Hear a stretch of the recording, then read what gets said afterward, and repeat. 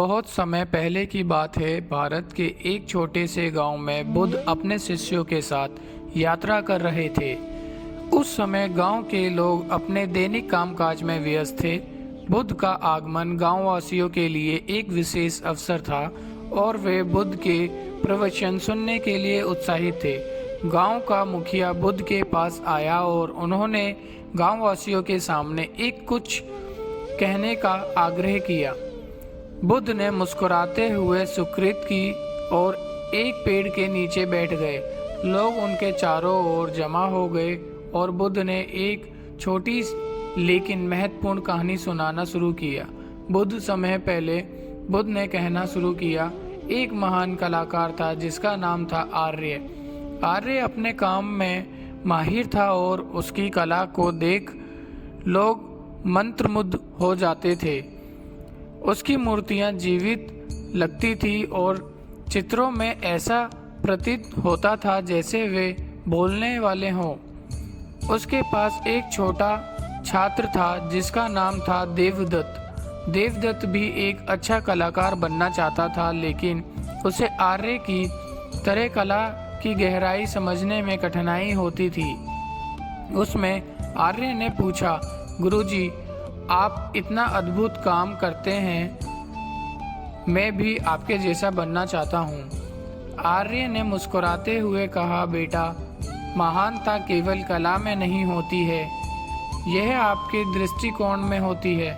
आपको अपने काम से प्यार करना चाहिए और उसमें पूर्णता प्राप्त करने की कोशिश करनी चाहिए। देवदत्त ने समझने की कोशिश की, लेकिन वह अब भी उलझन में था।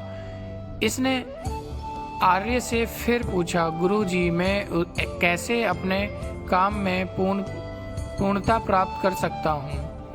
आर्य ने जवाब दिया, इसके लिए आपको 4 चीज़ों का पालन करना होगा: समर्पण, धैर्य, निरंतरता और आत्मनिरीक्षण।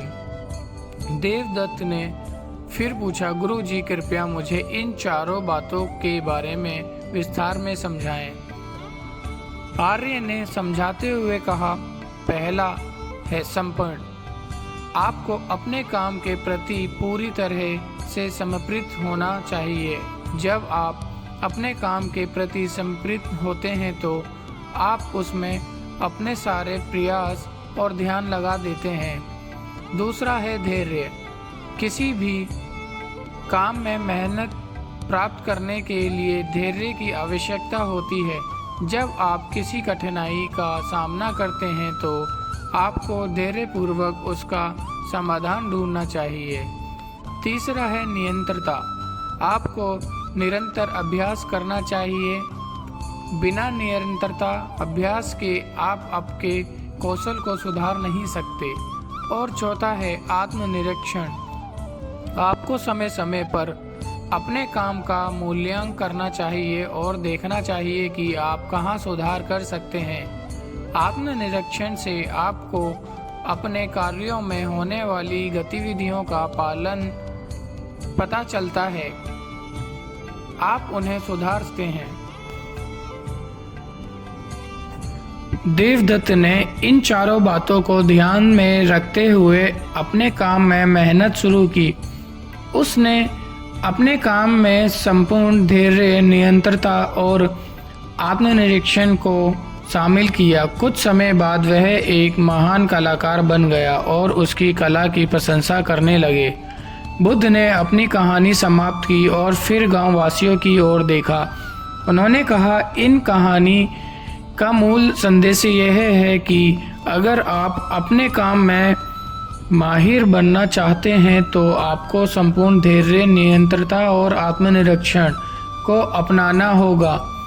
जब आप इन 4 बातों का पालन करेंगे तो आप आपके काम में महानता प्राप्त कर सकते हैं। गांववासियों ने बुद्ध की बातें सुनकर उसके प्रति सम्मान व्यक्त किया और उनके निर्देशों को अपने जीवन में अपनाने का संकल्प लिया। बुद्ध ने गांववासियों को आशीर्वाद दिया और अपनी यात्रा पर आगे बढ़ गए। इस प्रकार बुद्ध ने गांववासियों को अपने काम में माहिर बनने का महत्वपूर्ण मार्गदर्शन दिखाया, जो आज भी हमारे लिए प्रेरणादायक है। यदि हम अपने जीवन में इन चारों सिद्धांतों को अपनाएं तो हम भी अपने काम में महानता प्राप्त कर सकते हैं।